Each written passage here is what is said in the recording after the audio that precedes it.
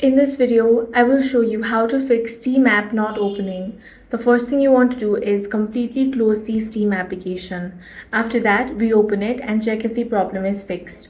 If Steam still won't open, then restart your device.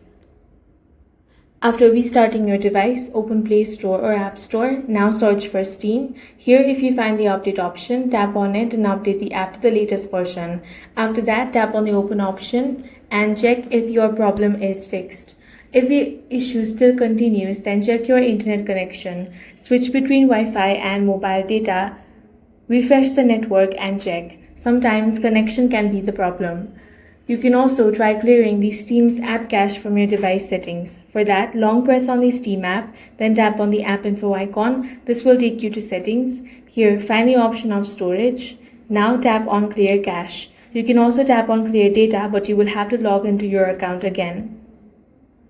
Now open the Steam app and check if your problem has been fixed.